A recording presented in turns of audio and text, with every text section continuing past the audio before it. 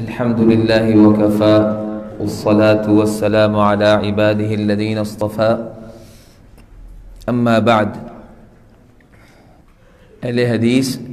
کے ہاں تصور اجتہاد اور اس حوالے سے مختلف مناہج اور فکر اہل حدیث کا ایک تعارفی جائزہ، اس حوالے سے ہماری گفتگو جو ہے وہ چل رہی ہے۔ ہم نے اپنی گزشتہ نشست میں اس بنیاد کو آپ کے سامنے رکھا تھا کہ دین میں کوئی بھی چیز جسے ہم عبادت کے طور پر سر انجام دیتے ہیں، اگر اس کی سنت مطہرہ میں اور قرآن پاک میں بنیاد موجود نہ ہو، وہ چیز نہ عبادت کے لانے کے لائق ہے اور نہ اس کا دین میں کوئی مقام مرتبہ ہے۔ اس اعتبار سے دین کی اکملیت اور دین کی جامعیت کا یہ تقاضا تھا کہ قیامت تک کے اگر حالات کو حل کرنے کے حوالے سے مجتہدین کوئی کام جو ہے سر انجام دیتے رہیں تو کوئی نہ کوئی منہج ایسا ہونا چاہیے جس منہج کا انہیں پابند کیا جائے۔ اور نبی صلی اللہ علیہ وسلم نے اپنے اسوہ حسنہ اور سنت مطہرہ کی روشنی میں ایک پورا طریقہ کار دیا ہے کہ کس طریقے سے یہ عمل اجتہاد جو ہے وہ آگے بڑھنا چاہیے۔ گزشتہ خطاب میں آپ کو یہ بیان کر رہا تھا کہ نبی صلی اللہ علیہ وسلم صحابہ کرام کو اجتہاد کی تربیت دیا کرتے تھے۔ اس ضمن میں نبی صلی اللہ علیہ وسلم کس طرح جو ہیں مقاصد شریعت کو اہمیت دیا کرتے، کس طرح نبی صلی اللہ علیہ وسلم صحابہ کرام کو اپنے احکامات کی توجیہ سکھایا کرتے تھے، سمجھایا کرتے تھے۔ کچھ مثالیں اس حوالے سے بھی آپ کے سامنے رکھی گئی تھیں۔ ایک دو مثالیں بیان کر کے بات کو آج کا جو ہمارا موضوع ہے اس کی طرف بڑھاتے ہیں۔ نبی صلی اللہ علیہ وآلہ وسلم کا ایک انداز یہ بھی ہے کہ آپ جب کوئی بات بیان فرماتے ہیں تو اس کی وجہ جو ہے وہ سمجھانے کی کوشش کرتے ہیں، کیونکہ وجہ وہ بنیاد ہے جس کی بنیاد پر شرعی احکامات میں توسع پیدا ہوتا ہے۔ اگر ہم عام مثال سے اس بات کو لیں تو میں اگر یہ کہوں کہ یہ کھڑکی جو ہے اس کو آپ بند کر دیجئے، تو ایک سمجھدار آدمی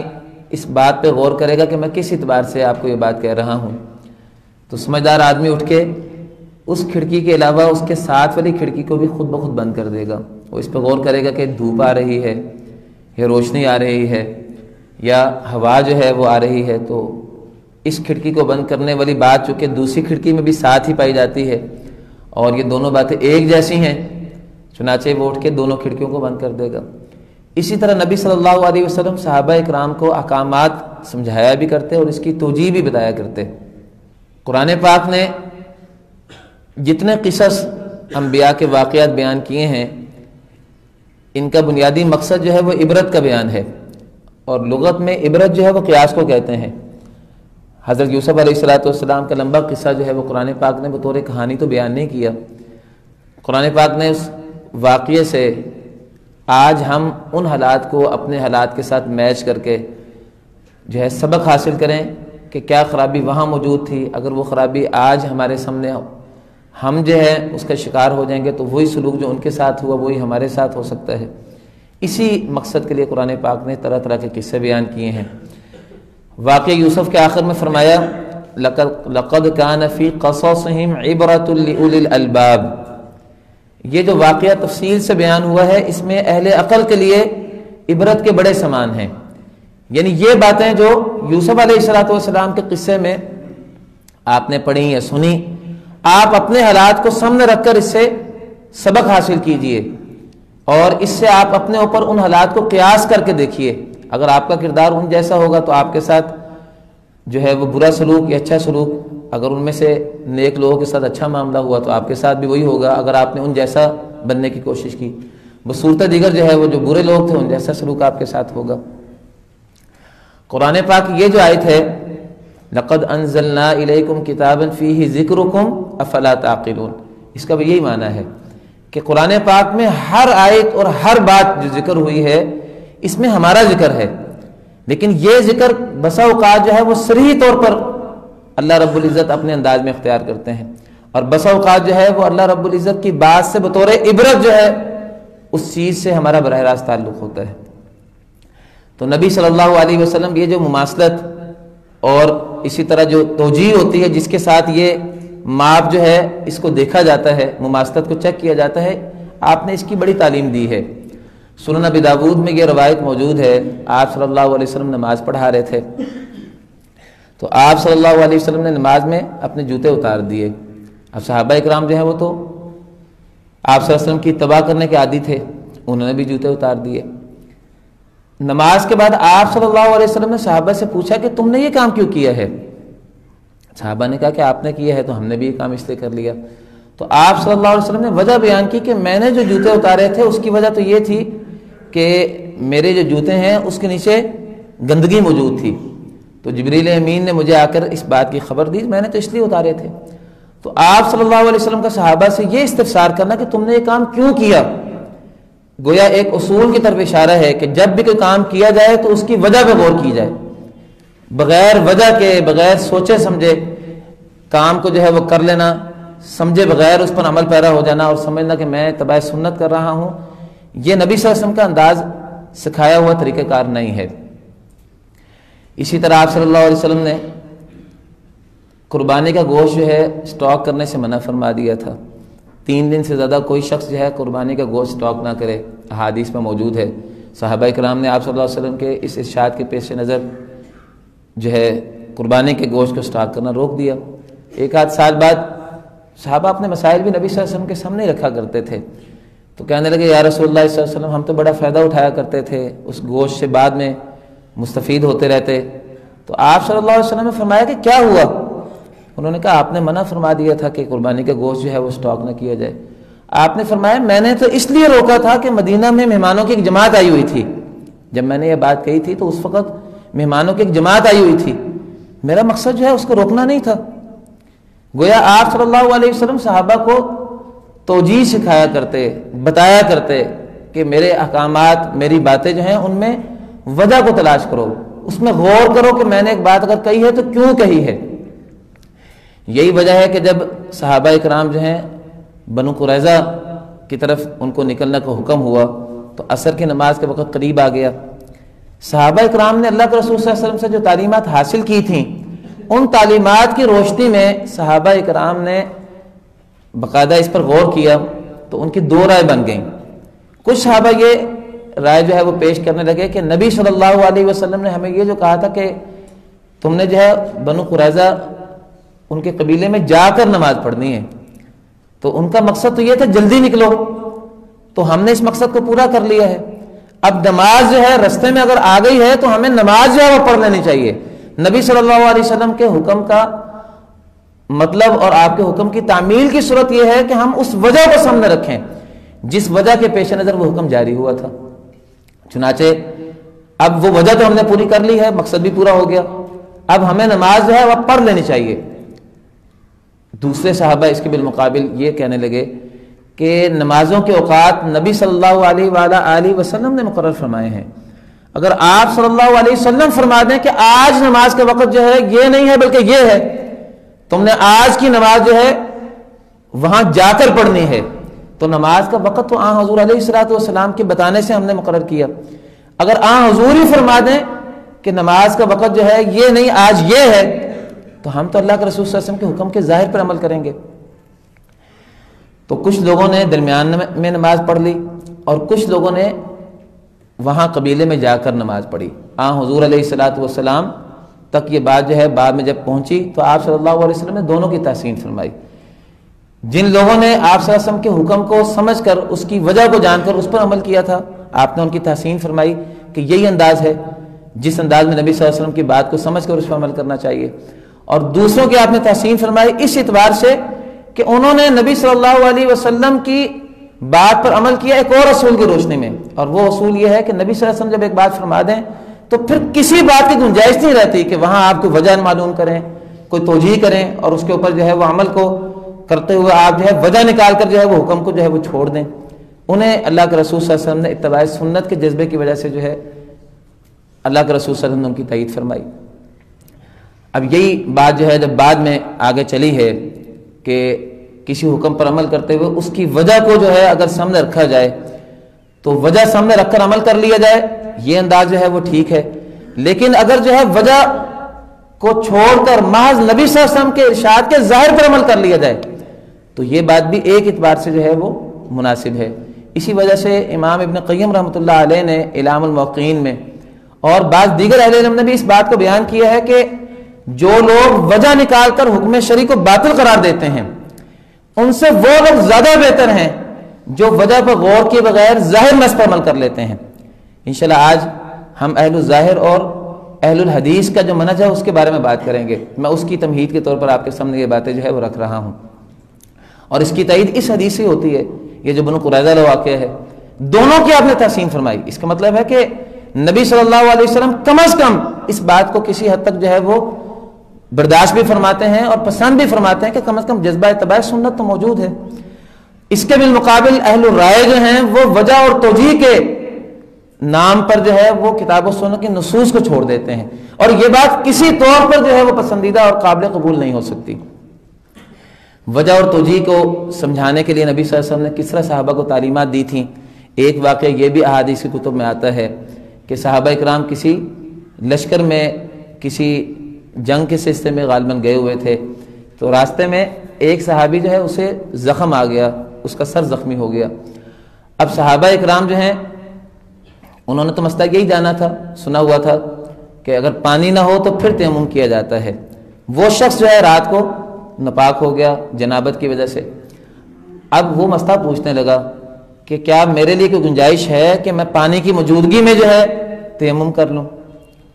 اب جو لوگ وہاں موجود تھے انہوں نے کہا قرآن پاک میں تو یہی ہے فَإِن لَّمْ تَجِدُوا مَاءً فَتَيَمَّمُوا، پانی نہ ہو تو تب تیمم کی اجازت ہے. اب تو پانی موجود ہے تو تمہارے لیے کیسے جو ہے وہ تیمم کی اجازت ہو سکتی ہے. اب اس شخص نے غسل کیا اور غسل کرنے کی وجہ سے اس کا زخم جو ہے بگڑ گیا اور اس کی جو ہے وہاں وفات ہو گئی. نبی صلی اللہ علیہ وسلم تک جب یہ واقعہ پہنچا تو آپ صلی اللہ علیہ وسلم شدید ناراض ہوئے. آپ نے فرمایا انتم قتلتموہ، تم نے اس کو قتل کر دیا ہے. تم نے بغیر سوچے سمجھے، بغیر وجہ جانے، بغیر غور کیے اللہ رب العزت نے کس لیے جو ہے تیمم کے حکم کو باقی رکھا ہے، کیوں اس حکم کو جو ہے اس کی گنجائش کیوں دی ہے. مقصد تو یہ ہے کہ ایسی مشقتیں جن مشقتوں کے پیش نظر شریعت اپنے احکامات میں تخفیف پیدا کرتی ہے، استثناء جو ہے وہ دیتی ہے. اب یہ شخص جو ہے یہ تو اس شخص سے زیادہ مشقت کا حامل تھا جو شخص جو ہے پانی نہ ملنے کی صورت میں جو ہے طہارت کیسے حاصل کرے. اس کا مسئلہ تو زندگی موت کا تھا. تو آپ صلی اللہ علیہ وسلم نے فرمایا کہ تم نے اس کو قتل کیا ہے. اگر انسان کو ایک مسئلہ پتہ نہ ہو اور اس طرح نتائج کی صورت میں کوئی بندہ جو ہے وہ شدید نقصان سے دوچار ہو جائے تو وہی لوگ ذمہ دار بنتے ہیں جنہوں نے لا علمی کی بنیاد پر جو ہے وہ رائے اور فتویٰ پیش کیا ہو. تو آپ صلی اللہ علیہ وسلم صحابہ کرام کی اسی طرح جو ہے تربیت فرمایا کرتے تھے. ایک واقعہ میرے ذہن میں اور آ گیا بات کرتے کرتے. آپ صلی اللہ علیہ وسلم نے صحیح بخاری میں موجود ہے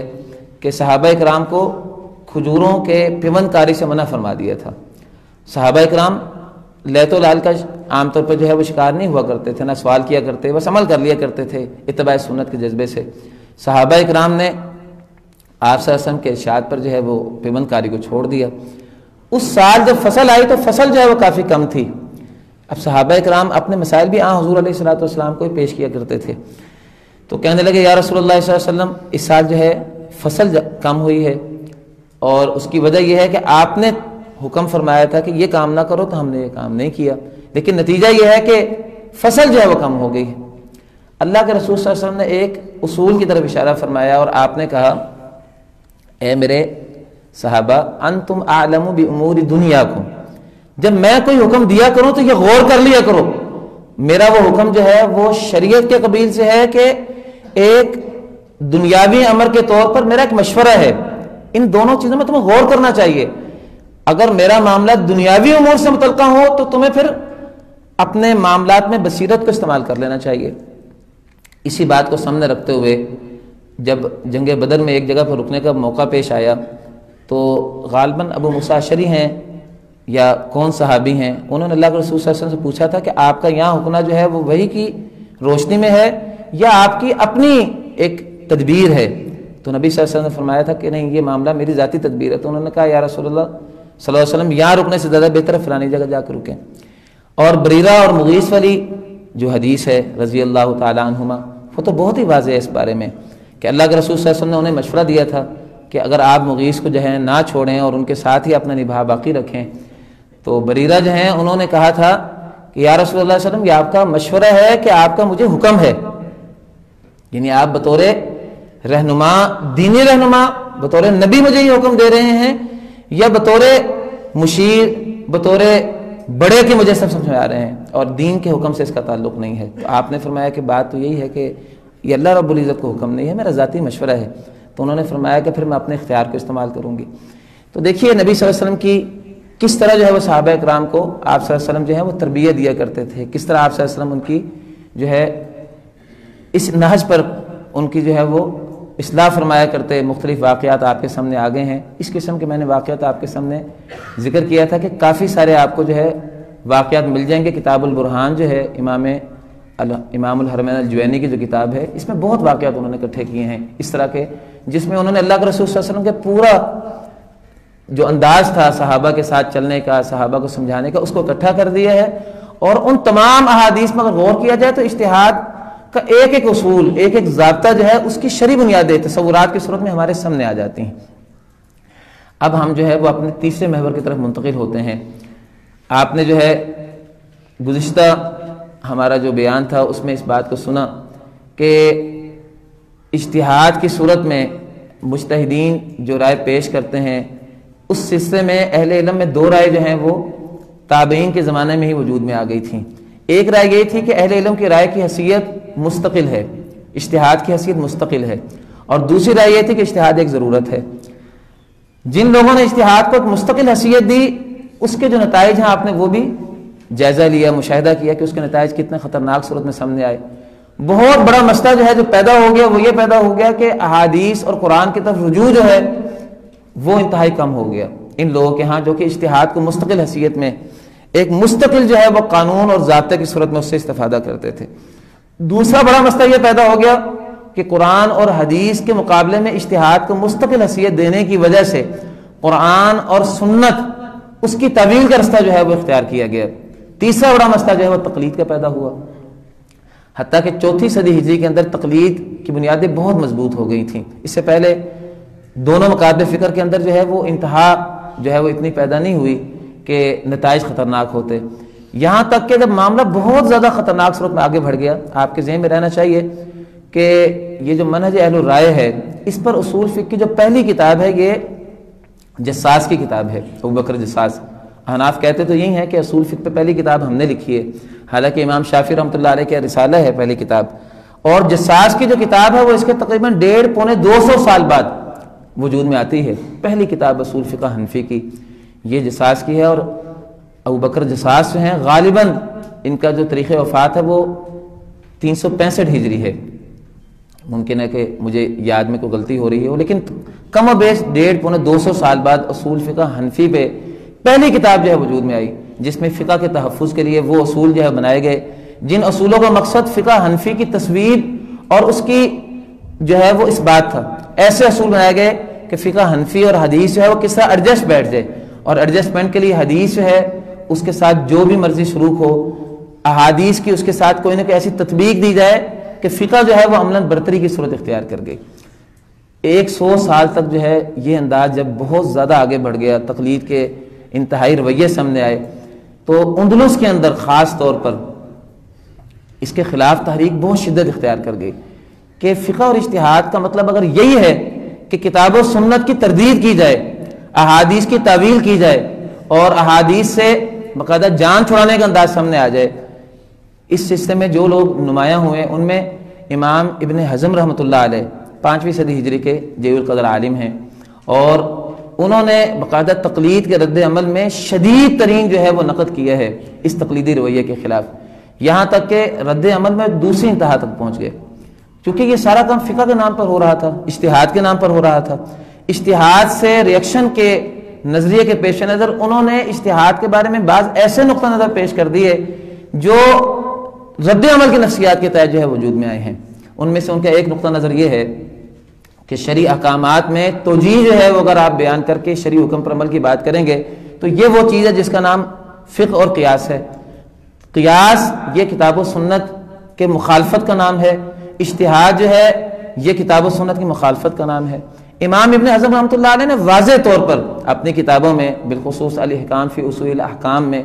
قیاس کے طریقے کو باطل طریقہ کار قرار دیا ہے کہ یہ انداز جو ہے وہ غلط ہے۔ انہوں نے کہا یہ تو ابلیس کا طریقہ کار ہے، ابلیس نے قیاس کیا تھا اور اس کا یہ قیاس اللہ رب العزت کے حکم کی مخالفت کی وجہ سے مردود ہے۔ واضح طور پر یہ بات فرماتے ہیں کہ شرعی احکامات کی توجیہ نہیں کرنی چاہیے، ان کی وجہ جاننے کی کوشش نہیں کرنی چاہیے۔ اسی طرح امام ابن حزم رحمۃ اللہ علیہ نے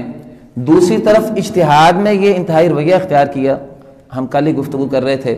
انہوں نے یہ رائے اختیار کی ہے الاحکام فی اصول الاحکام میں اجتہاد کے مبحث میں۔ وہ یہ کہتے ہیں کہ اجتہاد جو ہے یہ ہر عامی اور ہر عالم دونوں سے متعلقہ جو ہے وہ کام ہے۔ آپ کو الاحکام ضرور دیکھنی چاہیے اس سلسلے میں۔ ان کا کہنا یہ ہے کہ اجتہاد عامی کا بھی کام ہے، عالم کا بھی کام ہے، اور ان کے مطابق ہر شخص وہ مجتہد ہے، کسی بھی مرحلے میں اس کا علم ہے، بالکل دین سے اگر وہ جو ہے نا واقف ہو تب بھی وہ اجتہاد کرے گا۔ اور اس کی تفصیلات اب وہ کس طرح اجتہاد کریں، انہوں نے اس کے سلسلے میں جو ہے تفصیلات پیش کی ہیں۔ ان کے موقف کا خلاصہ یہ ہے کہ عامی جب عالم کے ساتھ بحث مباحثہ کرے گا، دلیل پوچھے گا، دلیل جاننے کے لیے جو ہے وہ اصرار کرے گا، عالم جب دلیل پیش کرے گا تو عامی جب اس دلیل کو جان کر یا سن کر اس پر عمل کرے گا تو دوسرے لفظوں میں اس نے یہ جو کام کیا یہی اس کا اجتہاد ہے۔ انہوں نے اس کو اجتہاد قرار دیا۔ عامی کا عالم کے ساتھ جو معاملہ ہے اس سارے معاملے کا نام انہوں نے اجتہاد رکھا ہے، حالانکہ اجتہاد جو ہے اس چیز کا نام نہیں ہے۔ اجتہاد تو کتاب و سنت کی وسعتوں کو تلاش کرنے کا نام ہے۔ امام ابن حزم رحمۃ اللہ علیہ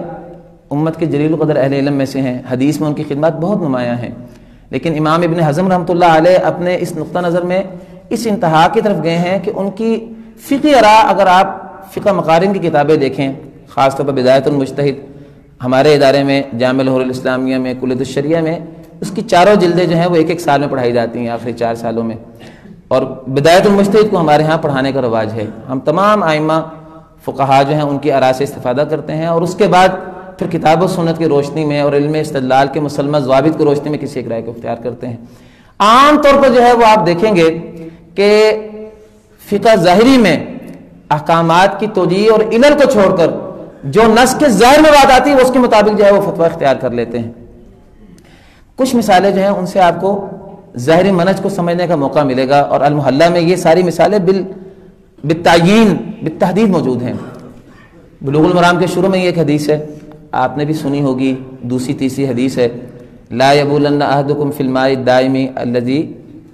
لا یجری ثم یغتسل منہ وفی روایت ثم یغتسل فیہ او کما قال علیہ الصلوۃ والسلام۔ ایک بندہ جو ہے وہ کھڑے پانی میں پیشاب نہ کرے، بعد میں اسی پانی میں اس نے نہانا ہے۔ اب وہ پانی جو ہے اس میں جو ہے نہانا اس کے لیے کیسے ممکن ہو سکتا ہے جب اس نے اس میں پیشاب کیا ہے؟ امام ابن حزم رحمۃ اللہ علیہ کی رائے یہ ہے، المحلہ میں واضح طور پر انہوں نے لکھا ہے، پہلے آپ ذرا سمجھیے، کھڑے پانی میں پیشاب کرنا جو ہے کس لیے منع ہے؟ اس کی وجہ یہ ہے کہ پانی گندا ہو جائے گا۔ اب پیشاب کا ذکر حدیث میں ہے، ظاہر حدیث میں صرف پیشاب کا ذکر ہے، وہاں جو ہے پخانے کا ذکر نہیں ہے یا گندگی کا ذکر نہیں ہے۔ اب جو شخص جو ہے وہ تو وجہ جان کر جو ہے وہ عمل کرے گا، وہ یہ کہے گا کھڑے پانی میں پیشاب کرنا جو ہے اگر جائز نہیں ہے تو پخانا کرنا بھی لولا جائز نہیں ہے۔ اسی طرح جو ہے وہاں کوئی گندگی کی چیز ڈالنا جس سے پانی گندا ہو جائے یہ بھی جائز نہیں ہے۔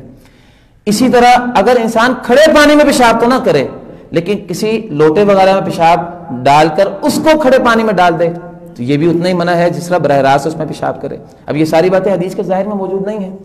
لیکن امام ابن حزم رحمۃ اللہ علیہ نے واضح طور پر المحلہ میں اس رائے کو اختیار کیا ہے کہ کھڑے پانی میں صرف پیشاب کرنا جو ہے منع ہے۔ اس کے علاوہ جو چیزیں ہیں کھڑے پانی میں اگر انسان یہ معاملہ کر لے تو پانی ناپاک نہیں ہوتا۔ وضاحتاً انہوں نے اس رائے کو اختیار کیا ہے۔ اس سے آپ کو اندازہ ہوگا کہ ظاہریت جو ہے ایک منہج ہے، اور اس منہج کے اعتبار سے کس طرح سے جو ہے وہ افراط تفریط جو ہے فقہ ظاہری میں پیدا ہوا۔ اسی کی ایک دوسری مثال آپ کے سامنے رکھتا ہوں۔ نبی صلی اللہ علیہ وآلہ آلہ وسلم نے سیال چیز میں اگر کوئی چیز گر جائے، چوہا وغیرہ، تو آپ صلی اللہ علیہ وسلم نے یہ طریقہ کار فرمایا ہے کہ اگر وہ چیز جمی ہوئی ہو، جیسے گھی ہے اگر وہ جمع ہوا ہو تو پھر اس کے ارد گرد جو چیز ہے وہ آپ اگر نکال کے جو ہے وہ ضائع کر دیں تو باقی جو چیز ہے وہ آپ کے لیے قابل استعمال ہوگی۔ لیکن اگر وہ سیال ہے یعنی پانی کی طرح ہے تو پھر وہ ساری چیزیں ناپاک ہو جائے گی۔ اب حدیث میں چونکہ چوہے کا ذکر ہے دوسری کسی چیز کا ذکر نہیں ہے۔ امام ابن حزم رحمۃ اللہ علیہ نے المحلہ میں اس حکم کو صرف چوہے کے ساتھ خاص قرار دیا ہے کہ چوہا اگر گر جائے تو پھر تو یہی حکم ہے، اگر چوہے کے علاوہ کوئی اور چیز گر جائے، کوئی اور معاملہ ہو جائے، وہ کہتے ہیں اس صورت میں حکم یہ نہیں ہے، اس صورت میں جو ہے وہ حکم نص میں موجود ہی نہیں ہے، اس کے لیے انہوں نے پھر اباحت کا رستہ اختیار کیا ہے۔ فقہ ظاہری میں عام طور پر قرآن، سنت اور استصحاب فقہ کے اصولوں میں آخری ترین اصول ہے، اور استصحاب اس کو کہتے ہیں کہ جب کسی مسئلے میں کتاب و سنت میں نہ قرآن سے، نہ سنت سے، نہ قیاس سے، نہ مصالح مرسلہ سے، نہ سد الذریعہ سے، نہ دیگر جو علم استدلال کے اسالیب ہیں ان سے کوئی رہنمائی نہ ملے، تو آخری ترین طریقہ کار یہ اختیار کیا جائے کہ حکم کا جو معاملہ شروع سے چلتا آ رہا ہے وہی حکم جو ہے اس کو اختیار کر لیا جائے۔ اب نبی صلی اللہ علیہ وسلم کے آنے سے پہلے ہر چیز جائز تھی، تو استصحاب کا عام اصول ہے برات اصلیہ کا، وہ چیز جو ہے وہ اپنے اصل کے مطابق جائز رہے گی۔ امام ابن حزم رحمۃ اللہ علیہ کی فقہ میں قرآن اور سنت کے بعد سب سے زیادہ جس اصول کے اوپر وہ اعتماد کرتے ہیں وہ استصحاب کا اصول ہے۔ فقہ ظاہری کے بارے میں یہاں یہ آپ کو بات کرتے کرتے صاحب بتاتا چلوں، بعد میں بات ذہن سے نکل نہ جائے۔ اسلامک یونیورسٹی اسلام آباد نے شریعہ اکیڈمی، اس کے تحت جو ہے وہ ہر ایک فقہ کے اوپر الگ الگ کتابچے شائع کیے ہیں۔ فقہ ظاہری پہ باقاعدہ ان کا کتابچہ ہے، اس میں پورا فقہ ظاہری کے اوپر پوری تفصیل سے ان کے اصول کیا ہیں، کس طرح جو ہے وہ فقہ ظاہری جو ہے وہ دیگر فقہوں سے ممتاز ہے، یہ منہج کیا ہے، اس کے بارے میں تمام تفصیلات آپ کو یکجا جو ہے مل جائیں گی فقہ ظاہری کے نام سے۔ تو بات ہو رہی تھی منہج ظاہری کی۔ منہج ظاہری کے مطابق امام ابن حزم رحمۃ اللہ علیہ کی ایک اور مثال آپ کو ذکر کرتا ہوں، المحلہ میں موجود ہے۔ مثال یہ ہے کہ اللہ کے رسول صلی اللہ علیہ وسلم نے فرمایا کہ جب جمعہ جو ہے اس کا وقت جو ہے شروع ہو جاتا ہے تو جو شخص جمعہ شروع ہونے سے پہلے مسجد میں جتنا جلدی آ جاتا ہے اس کو اس کے اعتبار سے جو ہے وہ ثواب زیادہ ہوتا ہے۔ حدیث کے مطابق ایک شخص جو ہے وہ زیادہ پہلے آئے تو اس کو جو ہے اونٹ کے برابر جو ہے قربانی اگر کی جائے تو ثواب ملتا ہے، پھر جو ہے وہ گائے کے برابر قربانی کی جائے تو ثواب ملے گا، پھر اس کے بعد جو ہے وہ بکرے یا بکری کا ذکر ہے، پھر مرغی کا ذکر ہے، پھر انڈے کا ذکر ہے۔ اب چونکہ حدیث کے لفظوں میں مرغی اور انڈے کا ذکر ہے، امام ابن حزم رحمۃ اللہ علیہ کے ہاں چونکہ لفظ حدیث میں یہ موجود ہیں، حدیث کے ظاہر میں یہ بات آ گئی ہے کہ انڈے کی قربانی کے برابر ثواب ملتا ہے۔ اب اہل الحدیث کے ہاں تو یہاں انڈے کی قربانی سے مراد انڈے کی قربانی کرنا نہیں ہے، بلکہ جسامت کا ایک تذکرہ کرنا مقصود تھا۔ وہ مقصود کو سامنے رکھتے ہوئے جب بات کرتے ہیں وہ کہتے ہیں مقصود کو دیکھیں تو یہاں قربانی کا مسئلہ بیان نہیں ہو رہا۔ یہ وجہ تمام محدثین نے اس حدیث کو قربانی کے بارے میں بیان نہیں کیا، انہوں نے تو اس کو جمعے کے حوالے سے، جمعے کے ابواب کے یا دوسرے ابواب کے تحت بیان کیا ہے۔ امام ابن حزم رحمۃ اللہ علیہ کے لیے کی نظر میں مرغی کی قربانی بھی جائز ہے اور اس طرح انڈے کی قربانی بھی جائز ہے۔ اب یہ انڈے کی قربانی کیسے ہوتی ہے یہ بہرحال ایک سوال باقی ہے کہ وہ قربانی کی کیسے جائے گی اس کی، لیکن المحلہ میں موجود ہے۔ یہی وجہ ہے کہ ہمارے کبار علماء اہل حدیث جنہیں ہم فقہائے محدثین کے نام سے بیان کرتے ہیں، ان میں سے حافظ ابن قیم رحمۃ اللہ علیہ، انہوں نے شدید نقد کیا ہے اہل الحدیث کے حوالے سے کہ اہل الحدیث میں اہل الظاہر شامل نہیں ہیں۔ وہ لوگ جو کہ قیاس، اجتہاد اور اسی طرح کتاب و سنت کی نصوص کے مقاصد، ان کی علل، ان کی توجیہ، ان چیزوں کی طرف نہیں جاتے، صرف نص کے ظاہر پر عمل کر لیتے ہیں۔ امام ابن قیم رحمۃ اللہ علیہ نے اعلام الموقعین میں بڑی شدت سے رد کر کے اس بات کو بیان کیا ہے کہ اہل الظاہر اور ہیں، اہل الحدیث اور ہیں۔ یہی بات امام ابن خلدون نے اپنے مقدمہ میں بڑی واضح طور پر بیان کی ہے۔ وہ یہ کہتے ہیں کہ محدثین اہل الحدیث کا ایک طبقہ وہ ہے جنہیں بعض لوگ جو ہے وہ اہل حدیث کا حصہ شمار کرتے ہیں، لیکن وہ اہل الحدیث کے منہج پر نہیں ہیں، وہ اہل الظاہر ہیں۔ یہ اہل الحدیث سے ممتاز ایک مذہب ہے جس کا اہل الحدیث سے صرف اس حد تک تعلق ہے کہ وہ فقہ کے اندر جو انتہائی رویہ اہل الرائے نے اختیار کیا تھا وہ اس کے مقابلے میں رائے پرستی کی طرف نہیں جاتے، لیکن اس کے بالمقابل وہ فقہ سے ہی چڑھ گئے ہیں، سرے سے انہوں نے فقہ کا ہی انکار کر دیا اور فقہ کے اندر جو استدلال اور اجتہاد کے اسالیب ہیں ان کا انکار کر دیا، اور وہ یہ فرماتے ہیں کہ یہ اہل الحدیث سے ممتاز ایک گروہ ہے۔ اسی طرح اگر آپ آگے بڑھیں، آج کل کے علماء میں مولانا محمد گوندلوی رحمۃ اللہ علیہ، ان کے دروس بخاری جو ہیں باقاعدہ چھپ چکے ہیں، منیر احمد سلفی صاحب ان کے قلم سے انہوں نے اس کو مرتب کیا ہے۔ اس میں مولانا محمد گوندلوی رحمۃ اللہ علیہ انہوں نے اس بات پر بڑی تفصیل سے بات کی ہے. وہ یہ کہتے ہیں کہ اہل الحدیث جو ہیں یہ الگ گروہ ہے اور اہل الظاہر الگ گروہ ہے. بلکہ عام طور پر کہا جاتا ہے، ہمارے ہاں دو تصورات ہیں اجتہاد میں، ایک تصور ہے دلالت النص کا اور ایک تصور ہے قیاس کا. قیاس میں یہ ہوتا ہے کہ دو چیزوں میں سے ایک چیز نص میں جو ہے وہ موجود ہے اور دوسری چیز اس کا ذکر نص میں نہیں ہے. جیسے شراب کے اوپر اگر آپ چرس کو قیاس کریں تو چرس اور شراب دو الگ الگ نوعیتوں کا نام، دو الگ الگ چیزوں کا نام ہے. اب طریقہ کار یہ ہوتا ہے کہ دونوں چیزوں میں اشتراک تلاش کرنے کے لیے توجیہ کی جاتی ہے، وجہ نکالی جاتی ہے. اگر وجہ جو ہے وہ میچنگ اس کی ہو جائے تو وہ حکم جو اصل میں موجود ہے وہی حکم فرع کو دے دیا جاتا ہے. اس کو قیاس کہتے ہیں. دلالت النص اس کا نام نہیں ہے. دلالت النص قیاس جلی کا نام ہے. قیاس جلی کیا چیز ہے؟ ایک چیز جو نص میں اس قدر واضح اور ظاہر ہے کہ اس میں وجہ کی طرف جانے کی ضرورت ہی نہیں ہے، وہ چیز براہتاً نظر آ رہی ہے، صراحتاً سمجھ آ رہی ہے کہ یہ چیز جو نص میں آئی ہے یہ حکم اس حکم کے اندر براہ راست شامل ہے. جیسے قرآن پاک میں ہے وَلَا تَقُلْ لَهُمَا اف، والدین کو اف بھی مت کہو. اب والدین کو اف کہنا اس سے مراد ہے ان کو تکلیف مت دو. اب والدین کو تکلیف دینے کی کوئی بھی صورت ہو، اب یہ قرآن پاک کے ان الفاظ کے ظاہر میں اگرچہ موجود نہیں ہے لیکن کیا یہ قیاس سے ثابت ہوا ہے؟ علماء مجتہدین کیا یہ قیاس نہیں ہے، اس کو دلالت النص کہتے ہیں. وہ کہتے ہیں یہ ایک ہی نوعیت کے دو حکم ہیں، جب حکم ایک ہی نوعیت سے متعلق ہو تو اسے دلالت النص کہیں گے. یعنی نص میں جو چیز آئی ہے، نص کی عبارت ایک چیز کو بیان کر رہی ہے اور دوسری چیز نص سے من حیث الدلالہ جو ہے وہ اخذ ہوئی، یعنی نص کے مدلول میں وہ بھی شامل ہے. جبکہ قیاس نص کے مدلول میں شامل نہیں ہوتا. قیاس جو ہے یہ ایک الگ مستقل چیز ہے جس کے بارے میں نص کے اندر توجیہ تلاش کر کے جو ہے وہ آپ حکم منتقل کرتے ہیں. تو مولانا محمد گوندلوی رحمۃ اللہ علیہ نے اس بات کو بیان کیا کہ کہنے کو تو اہل الظاہر کہتے ہیں، اہل الظاہر کا موقف عام طور پر کتابوں میں لکھا ہوا ہے کہ اہل الظاہر قیاس کے انکاری ہیں، لیکن اہل الظاہر دلالت النص کو مانتے ہیں. مولانا محمد گوندلوی رحمۃ اللہ علیہ فرماتے ہیں کہ اہل الظاہر جو ہیں یہ جو کہا گیا ہے کہ وہ دلالت النص کو مانتے ہیں، وہ کہتے ہیں میں یہ کہتا ہوں وہ دلالت النص کو بھی نہیں مانتے. وہ کہتے ہیں کہ دلالت النص کو مانتے ہوتے اہل الظاہر تو لا یبولن احدکم فی الماء الدائمی الذی لا یجری ثم یغتسل منہ، والی جو روایت ہے پیشاب کے اندر پخانا جو ہے یہ الگ چیز نہیں ہے، یہ ایک ہی نوعیت کی دو چیزیں ہیں. یہ تو دلالت النص کا تقاضا ہے کہ پخانے کو جو ہے وہ شامل کیا جائے اس حکم میں. تو وہ فرماتے ہیں کہ یہ جو دعویٰ کیا گیا ہے کہ اہل الظاہر کم از کم دلالت النص کو مانتے ہیں، قیاس کو نہیں مانتے، وہ کہتے ہیں میں یہ کہتا ہوں نہ وہ دلالت النص کو مانتے ہیں نہ وہ قیاس کو مانتے ہیں. بڑی تفصیل سے انہوں نے گفتگو کی ہے. اہل حدیث کے اندر ایک بڑا نام، ایک بڑی شخصیت مولانا اسماعیل سلفی رحمۃ اللہ علیہ گجرانوالہ کے نامور علماء میں شامل ہیں. مرکزی جمعیت اہل حدیث کے بانیان میں ان کا شمار ہوتا ہے اور ان کی بڑی کتابیں ہیں. ان کی ایک بڑی عظیم الشان کتاب ہے جس کا نام ہے تحریک آزادی فکر. تحریک آزادی فکر، پوری کتاب کا نام ہے تحریک آزادی فکر، اور شاہ ولی اللہ محدث دہلوی کی مسائل جمیلہ. انہوں نے اس کتاب میں اہل حدیث کے حوالے سے فکر اہل حدیث کو بیان کیا ہے کہ اہل حدیث کا فکر کیا ہے. کتاب کے آغاز ہی میں انہوں نے اس بات کو بیان کیا ہے کہ تین مناہج جو ہیں وہ اب تک چلتے آ رہے ہیں پرانے زمانے سے 1000 سالوں سے تقریباً. وہ کہتے ہیں ایک انداز جو ہے وہ اہل الرائے کا ہے، ایک انداز جو ہے وہ اہل الظاہر کا ہے. وہ فرماتے ہیں کہ اہل الحدیث اہل الظاہر اور اہل الرائے کے درمیان میں ایک مطلب فکر کا نام ہے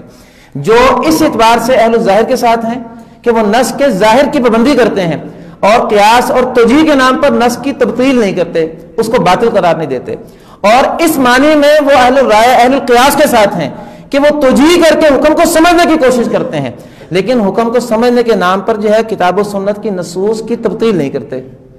چونکہ اہل الرائے کے ہاں جو انتہا ہے وہ یہ ہے کہ وہ فقہ کے نام پر کتاب و سنت کی نصوص کو چھوڑ دیتے ہیں، اور اہل الظاہر کے ہاں کتاب و سنت کی نصوص سے اتنا تمسک ہے کہ تمسک کتاب و سنت کے نام پر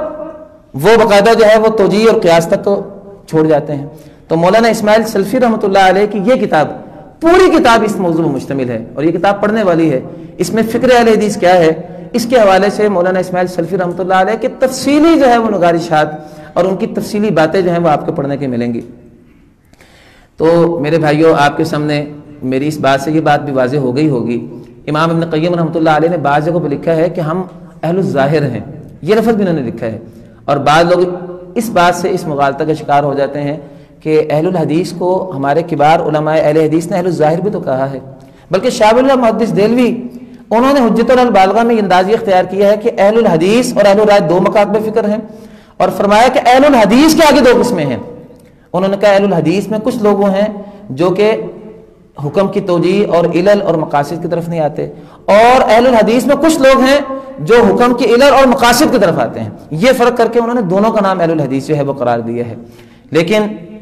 جو ہے یہ انداز جو ہے کہ اہل الحدیث ہے وہ اہل الظاہر اور اہل الحدیث ایک ہی ہیں۔ میں یہ بتا رہا تھا کہ امام ابن قیم رحمۃ اللہ علیہ کی اور بعض کبار علماء اہل حدیث کی عبارات میں بھی یہ بات ملتی ہے